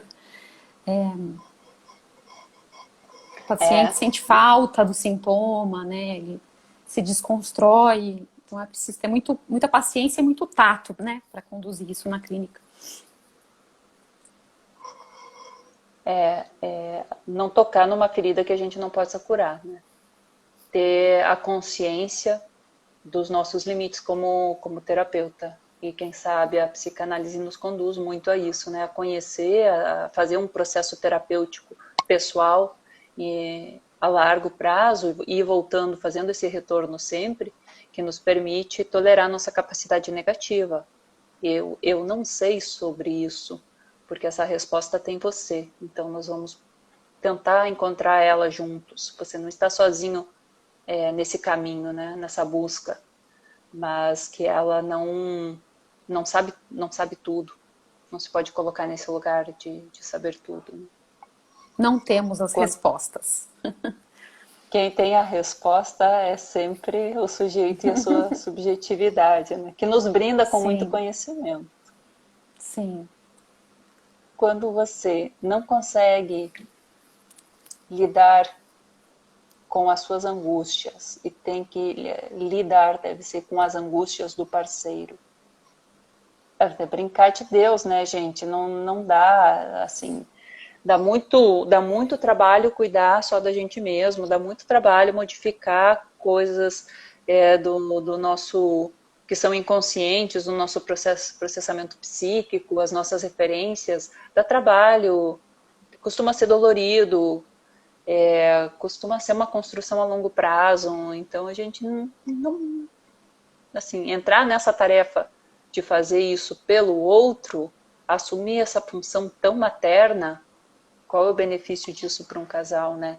Talvez vai aparecer uma certa arrogância do discurso do mestre, do eu que sei o que é melhor para você, eu que sei como você deveria ser, e aí o efeito disso é devastador, ou eu me colocar como a mãe, eu te ensino, vem cá que eu te mostro o caminho, e aí você não vai estar de igual para igual, de par a par. Estamos crescendo juntos, estamos nos construindo e reconstruindo como casal, porque nós vamos mudando no percorrer do relacionamento. E antes alguém escreveu aqui, bem lindinho, aquele dos 7 anos de relacionamento, escreveu, não, a gente já passou por muita terapia e tudo, mas é isso, é uma construção, uma reconstrução permanente, né? E sim. eles fizeram essa construção, eles estão há 7 anos em construção, porque senão é brincar com coisa muito séria. Já é difícil lidar com as nossas angústias, né? Quem dirá cuidar das angústias do outro, né? Do parceiro. Muito. Já que a primeira que apareceu agora. A menina falou que tem medo de se envolver comigo. Será que eu devo seguir ou tentar? Olha, é difícil saber o que localizar, se realmente existe esse medo, se ela usou esse medo para dizer realmente não quero. E antes nós estávamos aqui falando que muitas vezes, para não machucar a outra pessoa que nos deseja, a gente faz tenta fazer um jogo diplomático, tenta fazer um rebolation ali, não vou falar que eu não te desejo, porque eu gosto muito de você como amiga, eu gosto muito da sua companhia, e vai alimentando esse pássaro com algumas migalhas. Isso é muito perverso, ficar alimentando o desejo do outro, sem ter a responsabilidade de saber que está ali colocando uma fantasia, uma ilusão, mesmo que a outra pessoa saiba que está se iludindo, né? Porque a pessoa normalmente ela percebe, ela sente, ela intui. Mas é um jogo perverso, porque vai dando esperança muitas vezes. Agora ela pode ter medo mesmo, e aí o que você pode fazer, eu não sei, mas ela pode fazer, buscar se conhecer melhor, buscar trabalhar esse medo, ela sim pode fazer isso por ela.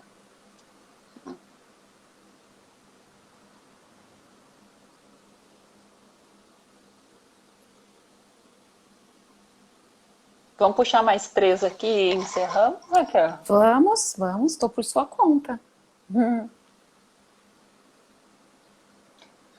Sobre terapia, o terapeuta pode sugerir, indicar o que é melhor para o paciente? A nossa linha Raquel? não, né? Na psicanálise não, né? Não, mesmo porque quem tem essas respostas é o paciente. No máximo, nós vamos acompanhar ele nesse trajeto de reconhecer o seu desejo e nomear o seu desejo, né? Aí sim, Sim, que ele consiga. Eu tenho um contozinho de Lacan, eu costumo citar sempre porque eu acho genial, que o Lacan usa um conto italiano que o camponês se aproxima de um poço e ele está apaixonado por uma camponesa e ele invoca o diabo. E o diabo aparece e diz, que voi, que quer? E ele diz assim, eu quero a camponesa. E o diabo se transforma na camponesa. E ele diz, não, não é isso. E ele diz, então, nomeie o seu desejo, o que você quer? Que voi. Porque se fosse só a camponesa, aqui estou, mas você quer algo além disso, né? Identificar isso que a gente quer, porque nós temos muito a facilidade de identificar aquilo que a gente não quer. Mas identificar aquilo que a gente quer é mais difícil. Então, eu não quero uma pessoa agressiva, mas eu desejo o quê de uma relação? Eu desejo qual é, né? Qual é a coisa que me satisfaz? Qual é a coisa que me dá prazer? E às vezes a gente chega com uma linguagem completamente cifrada para outra pessoa, é como se ela fosse lá a mãe daquele bebê que adivinha, né? A mãe do bebê adivinha pelo chorinho se é fome, se é sede, se é cansaço, né? Se é frio, se é calor. E às vezes a gente demanda isso da pessoa que está conosco. É uma sobrecarga para o outro, né? Escuta, né, Raquel? Faz 10 anos que eu estou com essa pessoa, eu ainda tenho que falar o que eu quero? Tem, porque é você quem quer. Sim, né? Ninguém tem bola de cristal, né? Especialmente terapeuta, não vai ter, não tem jeito, gente. Então, é um trabalho conjunto, mas é que cada um ali vai estar... Mas ainda existe essa idealização, né, Laís? Ainda existe essa idealização. Mas é sempre bom estar acompanhado, né? Quando a gente está acompanhado e está bem acolhido, as coisas fluem melhor.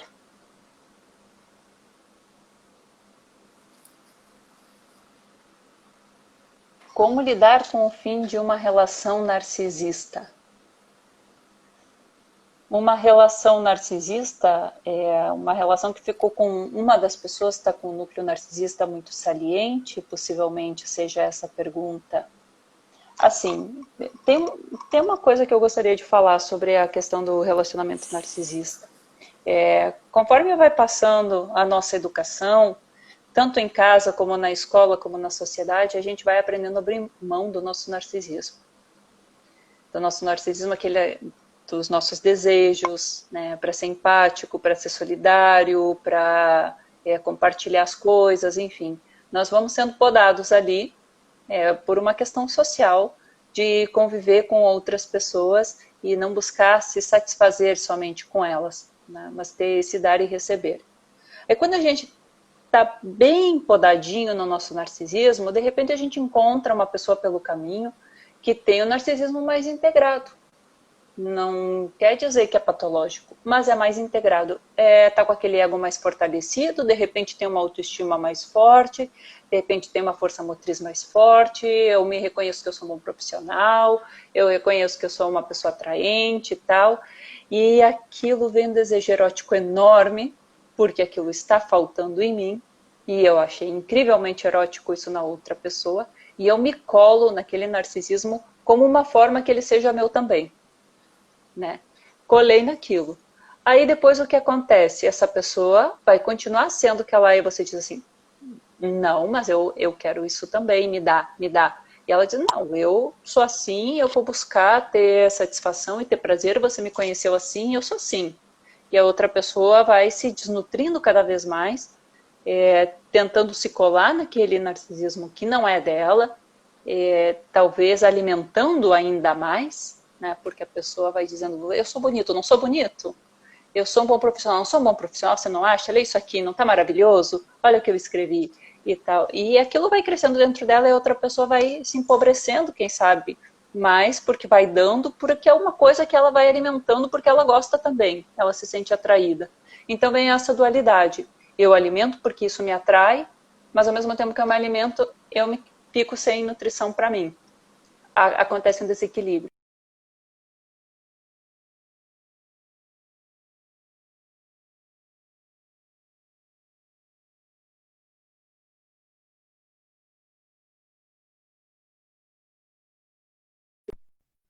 Mas o que acontece é que quando dá Voltou. Voltou, acho que tinha dado uma congeladinha, mas voltou. Deu uma congeladinha, eu estava esperando. Quando acontece um desenlace, dentro de uma relação que tem essa dinâmica com um núcleo mais narcisista, de um mais fortalecido, o outro sai mais esvaziado. Sai bastante mais esvaziado, vai bastante mais fragmentado, pela própria dinâmica que se formou, ou pela própria dinâmica que entrou e ela já estava pronta, e se submeteu àquilo. E aí vai ter que procurar se nutrir com o ego, retirar a libido daquela outra pessoa, reintegrar isso. E se está faltando muito, busque ajuda, né, para fortalecer o ego. Eu acho que é por aí. Né, Raquel? A questão do narcisismo aí permeia toda a clínica praticamente. Sim. Tanto para autoestima quanto para relacionamento. Sim. E é um termo que é diferente, né, para o senso comum, para a psicanálise. As pessoas confundem muito, né, o narcisismo da psicanálise e o senso comum, né? Bem complexo. Porque o narcisismo faz parte da nossa estrutura. Se a gente não tem o narcisismo primário, não sucumbe, né? Faz parte da criança. Sim. Ela vai achar que tudo é tanto Sim. que ela come os brinquedos. Como justificar traições repetidas? Vou ler aqui, vou tirar, porque senão fica te tapando. Ela come os brinquedos, ela come tudo porque tudo é ela e tudo faz parte dela. Então, a partir do passar do tempo, com a inscrição da castração, do complexo de Édipo, etc., de todo o trabalho que vem sendo elaborado, que isso vai se equilibrando de outras maneiras, vai se reestruturando de outras formas, né? Então, como justificar traições repetidas, Raquel? Me ajuda. Vamos de compulsão à repetição. Seguro tem. Como você estava dizendo, também tem a questão de você, quando trai o outro, você também está traindo a si mesmo, né? Mas acho que vai de compulsão à repetição aí, não é? E justificar você. Quem é que quer justificar isso? É a pessoa que trai ou é a pessoa traída que quer justificar? Acontece muito. O meu marido, a minha esposa faz isso, mas faz por quê?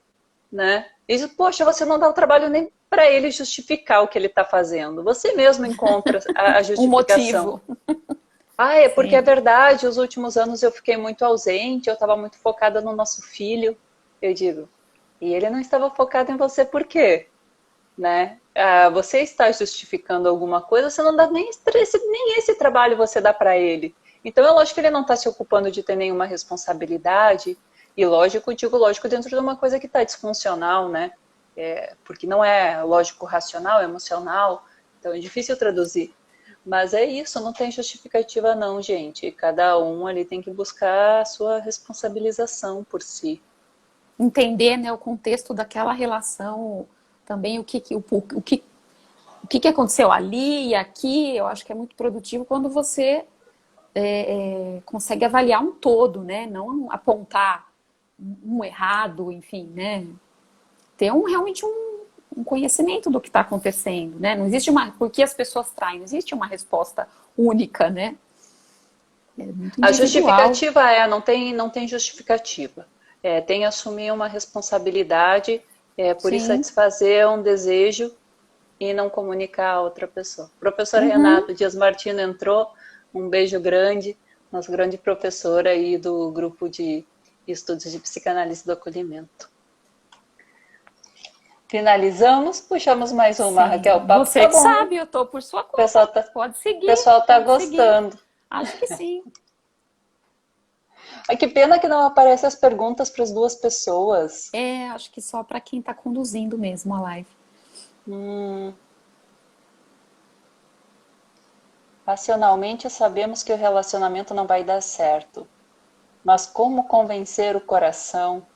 Sabe que o professor Renato que entrou aqui sempre fala muito que quando a gente está em consonância, em sintonia com a realidade, a gente se permite algumas coisas e não vai se permitir essa autoenganação, uma autoflagelação, não é? Como você convence o coração? Eu acho que quando se pensa em alternativas, isso o professor destaca muito, se eu tenho hipóteses, se eu tenho alternativas, é porque você já perdeu a sintonia, aí a sua intuição com o que está dentro da realidade, da verdade, né? Porque pensei, eu posso assumir esse caminho, eu vou por esse lado, mas o caminho é um só, o caminho da verdade é um só. A gente sabe, a gente intui isso, né?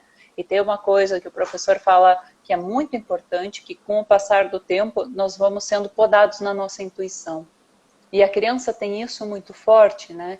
E a gente é forçado a sentar do lado do amiguinho que a gente não gosta, de repartir as coisas com as pessoas que a gente não gosta, de ser simpática com as pessoas que a gente não gosta. Seja amiga de todas as coleguinhas. Não, mas essa pessoa eu não gosto, eu não me sinto bem perto dela. Mesmo assim, brinca com ela, né? Os professores ali forçando, os pais e tal. E a gente vai perdendo essa intuição. Porque intuitivamente a gente o inconsciente anda muito rápido. Ele já vai apresentar elementos, diz assim, aqui tem alguma coisa que eu não gostei, aqui tem alguma coisa que eu sinto que não está bem, aqui não está em consonância com o que eu entendo como verdade, né? Não repercute, eu sinto que não vai.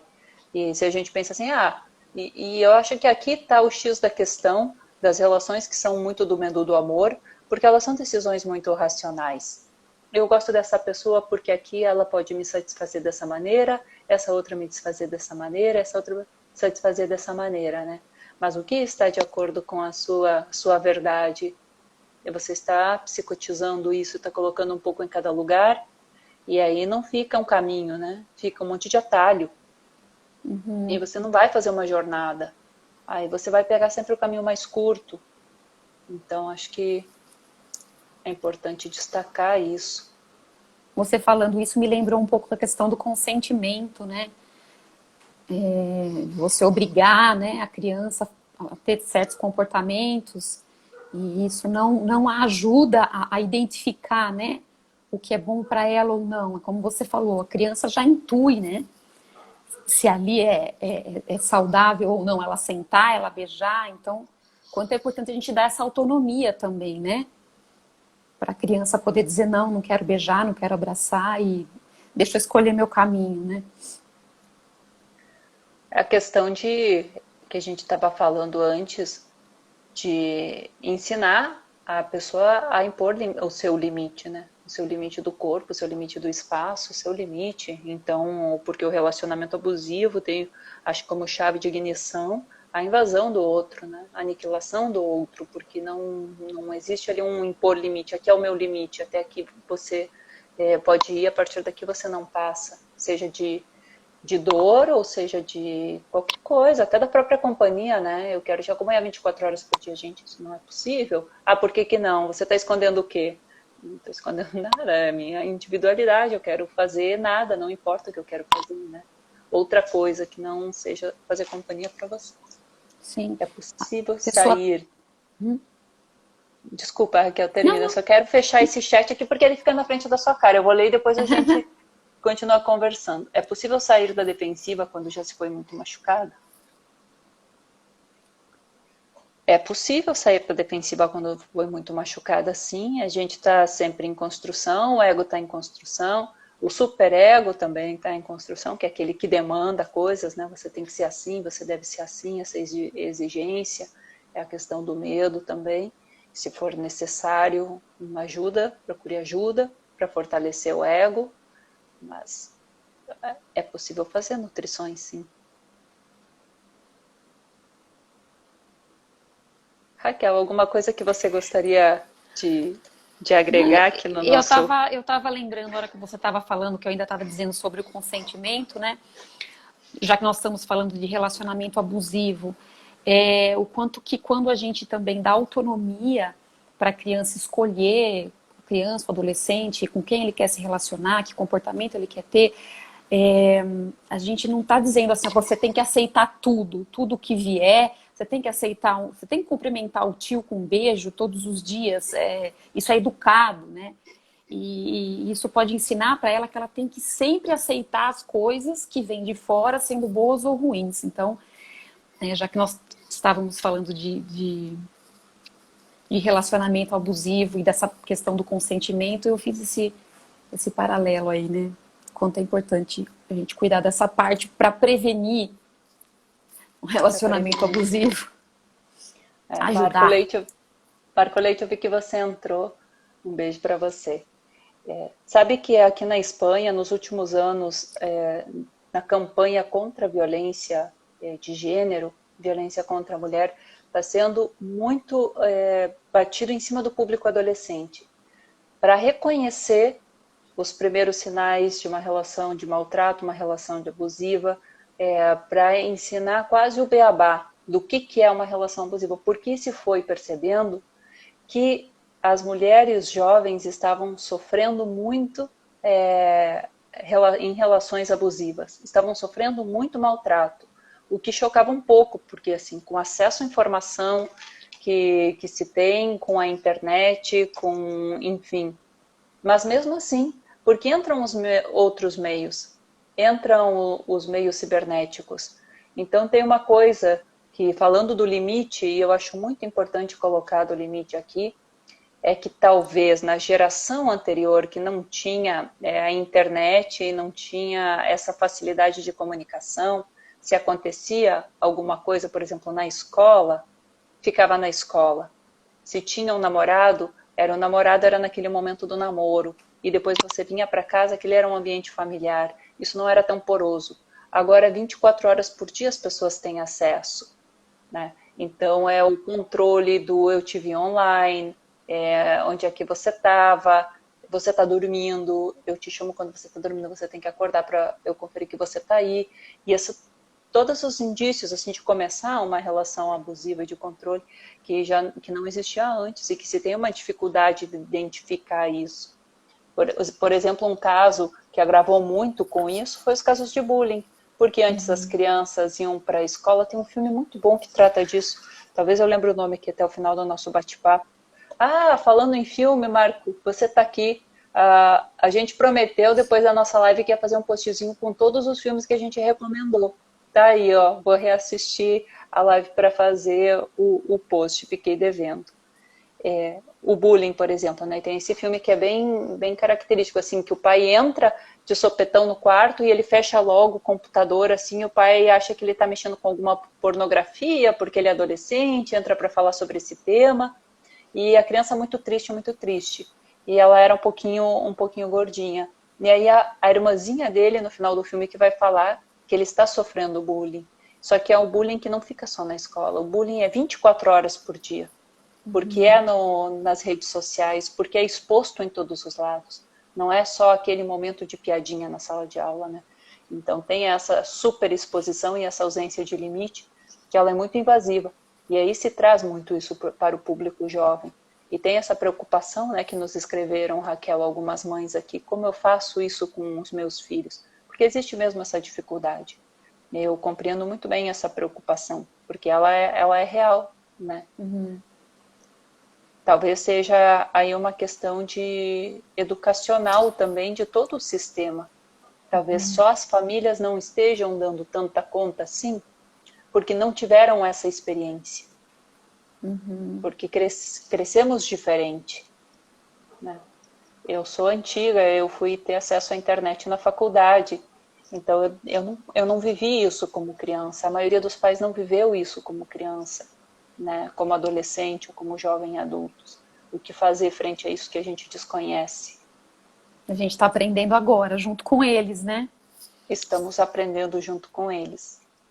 Até me escreveu, é tão lindo o projeto, Mini ONU, que as escolas fazem, junto com a PUC de Minas, fazem simulações dos órgãos das Nações Unidas, e aí eles vêm conversar, e é uma gurizada de escola, ou alguns universitários, mas a maioria eu vou conversar com uma menina de 15 anos, fazer uma live com ela. E ela diz assim, doutora, você pode falar sobre isso, pode falar sobre isso. Eu digo, eu posso falar sobre isso, mas eu quero que você fale também, porque você tem que me ensinar. Eu não sei como vocês estão entendendo isso.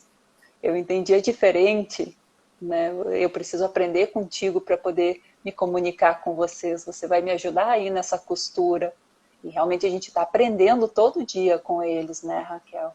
Sim. como pais, como terapeutas, como professores, a gente tem que ter essa consciência, é uma realidade diferente. E é lindo demais de ver, né? A semana passada eu vi a live de uma adolescente falando sobre feminismo. Coisa mais linda de ver, assim, a gente aprende, a Sara Crem, parabéns. Ela estava debatendo com um moço que disse que não existia feminismo, para ela provar. Mas ela falou tão bem, um espetáculo, deu uma aula, sabe? Só que ele não estava disposto a ouvir, ele estava disposto a destruir. Então a gente tem que tomar muito cuidado com essas lives, né? Com quem a gente conversa. Mas é um show, os adolescentes dão um show. A gente aprende demais, né? Na clínica, em casa. Sabe que isso que você está falando me fez recordar? Quando eu comecei a colocar alguns posts sobre relacionamentos abusivos e sobre formas que se usa para dissimular o abuso, né? O controle, etc. Eu recebi umas mensagens em direct tão agressivas e algumas eu até publiquei. Eu digo, pessoal, a gente precisa continuar falando sobre isso. Vamos falar sobre isso? Porque o que eu percebi naquela fala ali, naqueles ataques, é como, se isso fica exposto, eu vou perder o meu poder. Porque essa é a minha manobra. É assim que eu atuo e eu consigo controlar as pessoas com quem eu me relaciono. Só que vocês estão falando sobre isso, eu vou perder esse meu poder, né? A minha arma secreta. E é curioso isso, né? A reação. Porque pode ser um ataque de inveja, ou pode ser esse caso aí foi expôs uma fragilidade. Então, será que você só consegue se relacionar através de uma forma de manipulação para você se sentir seguro dentro de uma relação? Né? Que não se pode falar sobre isso? Quem sabe esse menino que atacava ela falando desta posição de mulher tenha muito que ver com isso. Então, eu me sinto lesado na minha posição de homem, nesse falo simbólico, porque você está se colocando numa posição que de repente não aceita o que até então não era questionado. E questionou bonito, hein? Ela questionou bonito.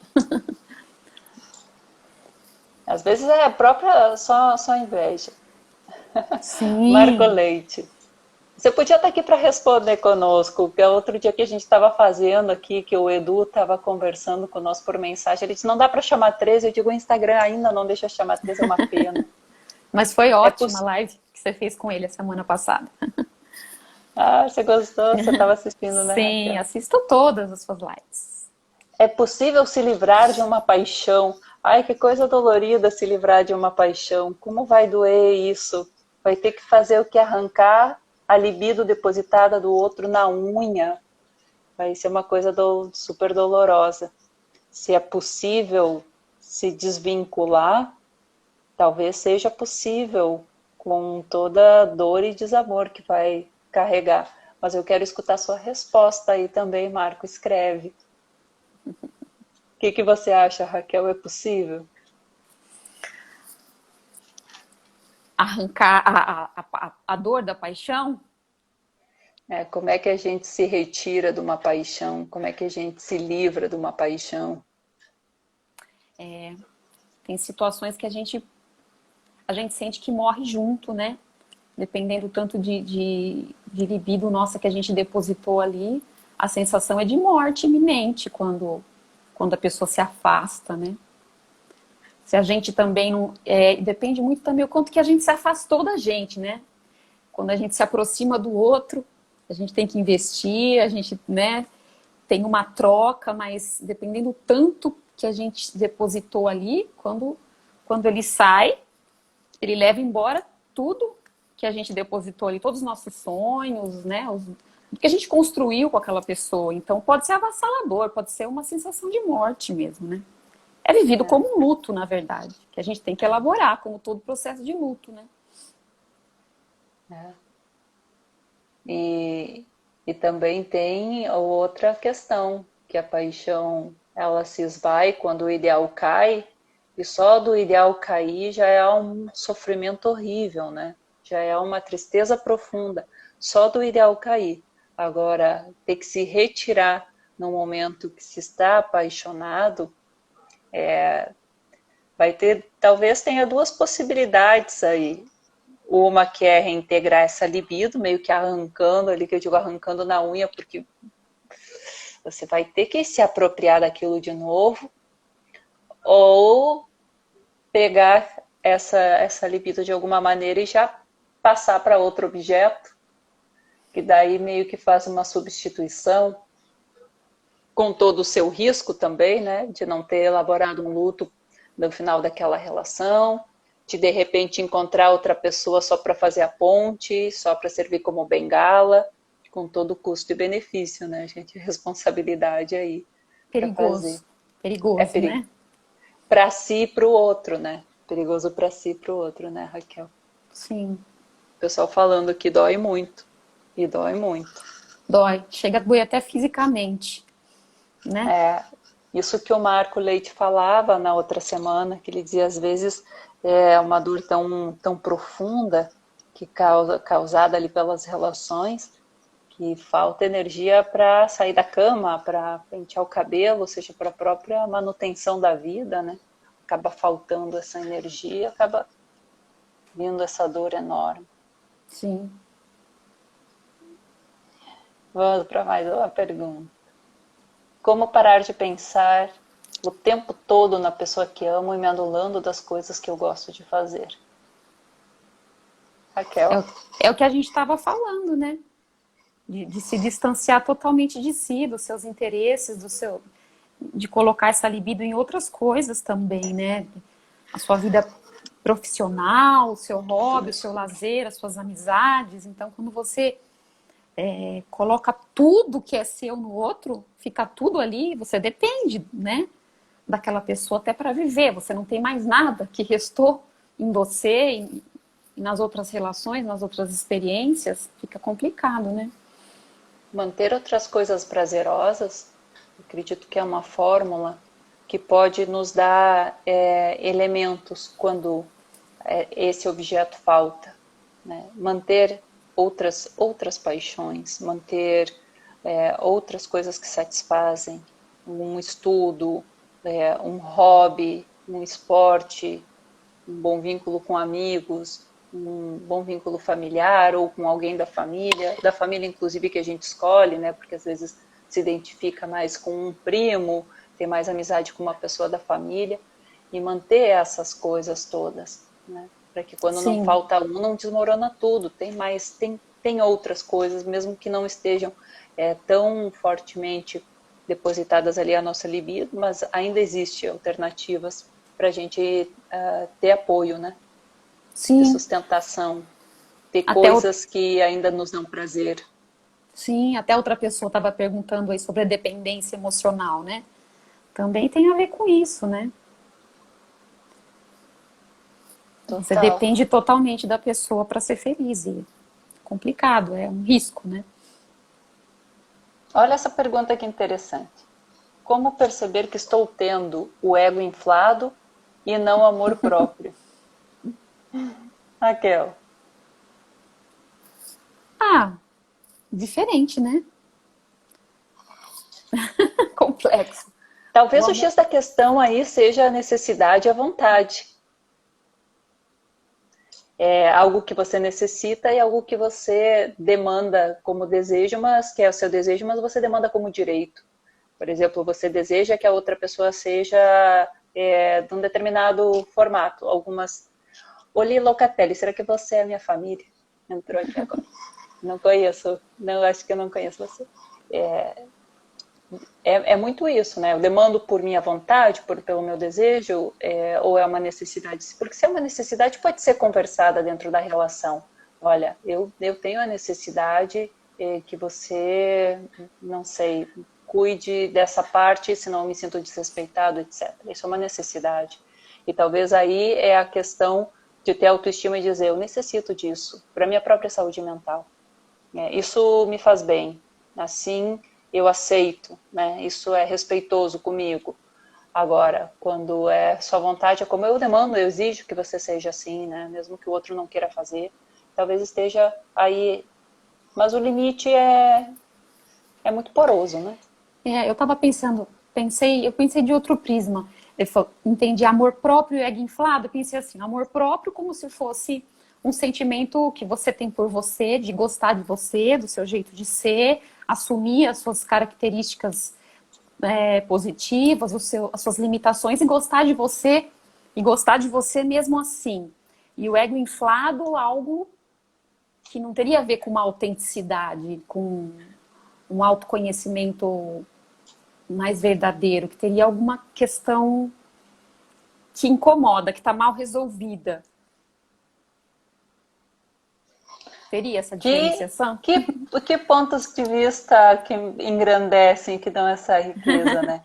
Gente, vocês podem perceber que a subjetividade aqui de cada um vai trazer elementos e vai entender coisas diferentes. Por isso que é tão Sim, importante conversar no casal, gente. Não se supõe que o outro entende, não se supõe que o outro sabe dos nossos gostos, das nossas dores, daquilo que nos faz gozar, daquilo que nos faz sofrer, daquilo que nos faz ter pequenos prazeres, de que faz nos sentir respeitado, porque até o respeito ele tem que ser combinado.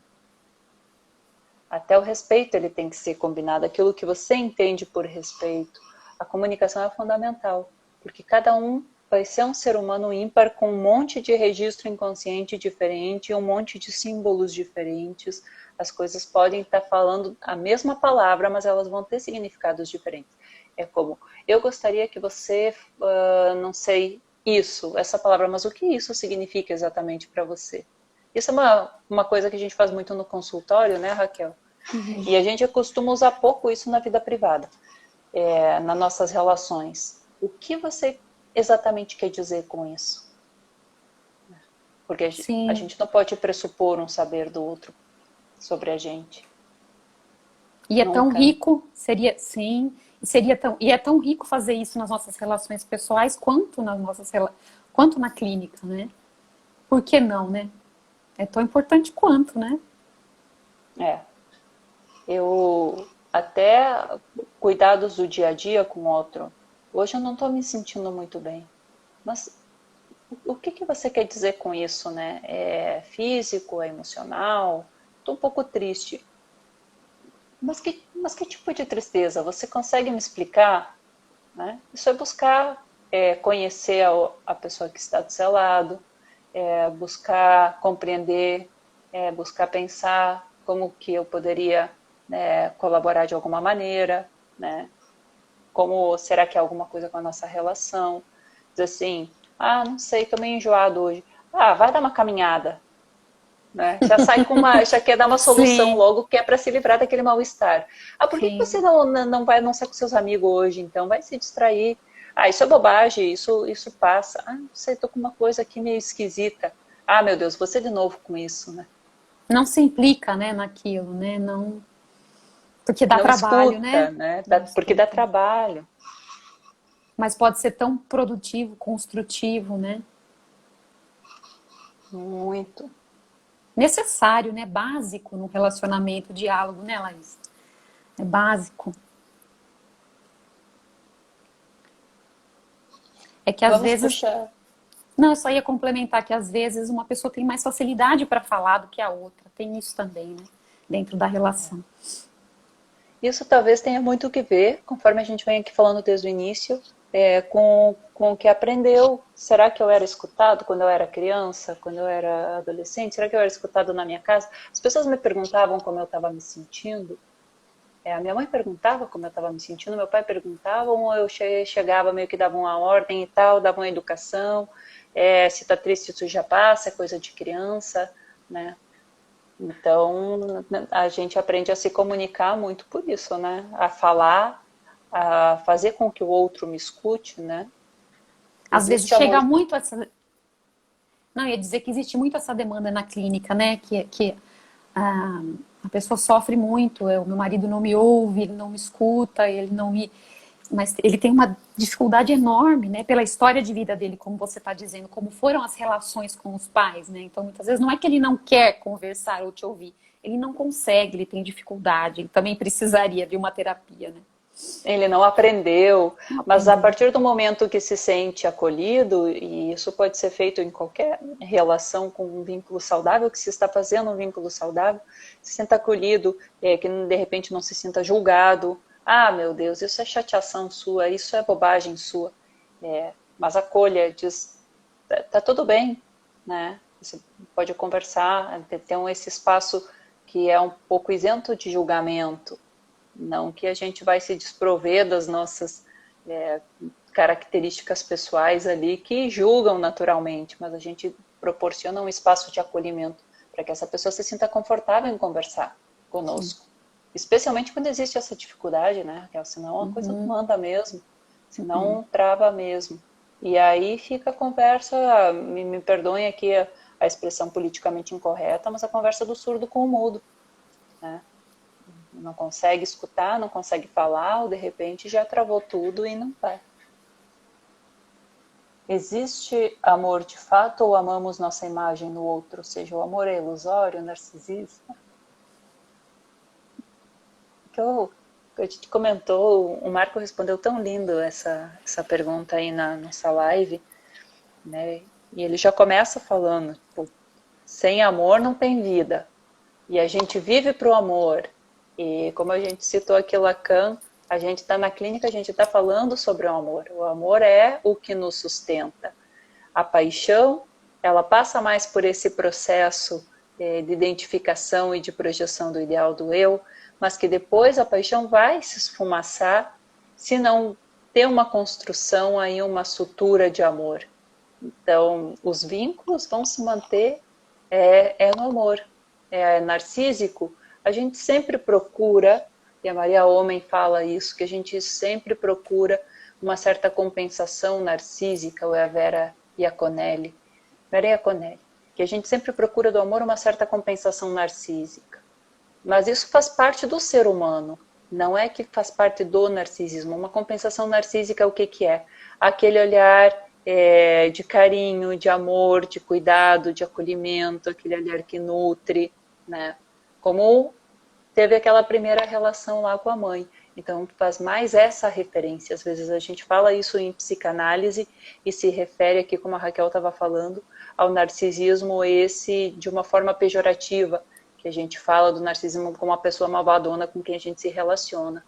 Mas isso tem a ver também com o narcisismo, com aquele momento lá que nós éramos amados, éramos compreendidos, éramos acolhidos, né? E ali sim existe, se a pessoa com quem a gente se relaciona e tem um vínculo de amor, de um relacionamento amoroso, não nos olha como se nós fôssemos não a última bolacha do pacote, a única bolacha do pacote, aquilo não vai bastar, né? Tem que ter algo exclusivo. E talvez o narcisismo tem muito que ver com isso, essa compensação narcísica. É só você, né? Eu amo você porque é você. Nenhuma outra pessoa mais é isso. Né? Eu admiro, eu gosto, eu sinto prazer. E isso é nutritivo. E a pessoa que está se sentindo amada, e Freud dizia isso, né? Como se sente segura, a segurança que nós temos quando nos sentimos amados, quando nos sentimos respeitados, quando temos vínculos saudáveis, quando uma criança se sente amparada, amada e protegida, como ela vai bem na escola, como ela aprende legal, como ela tem mais facilidade de fazer amigos, né? E isso vai permear toda a nossa Sim. vida.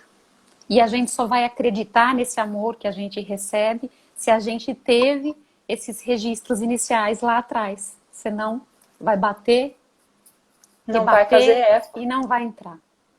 Não vai. Mesma coisa os elogios, né? Que de repente as pessoas recebem um elogio e dizem assim: ah, mas eu não sou isso não. Ah, mas eu não sou tudo isso não.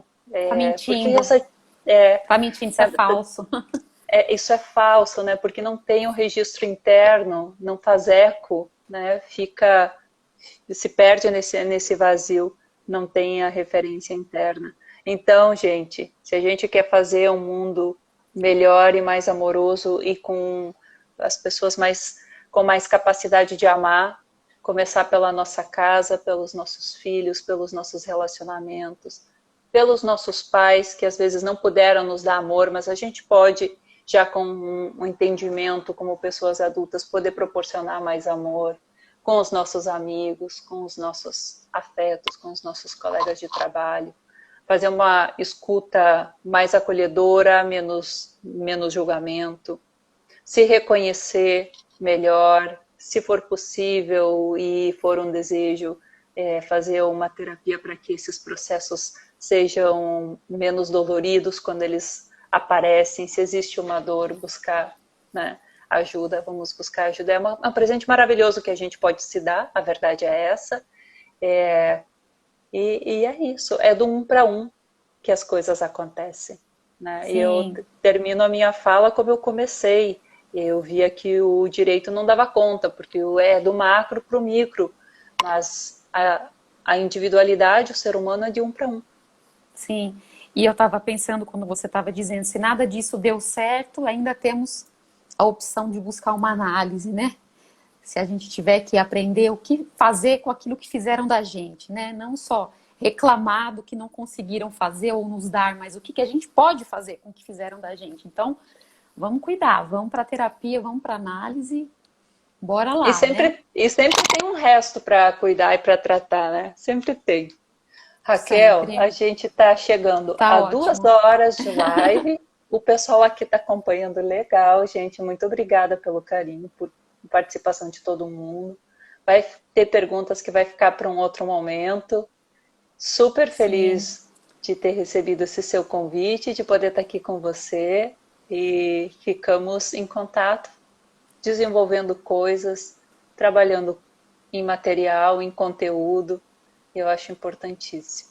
Eu que agradeço, fico super feliz, realmente uma honra de ter você aqui também, para os meus seguidores, né? Então, fico muito feliz com essa experiência, espero que a gente continue aí compartilhando material aí. Muito obrigada mesmo por você estar aqui comigo e por todos que estiveram aí o tempo todo na live com a gente. Um grande beijo. Tchau, tchau, pessoal. Raquel, beijo, Tchau, tchau, até, pessoal. beijo.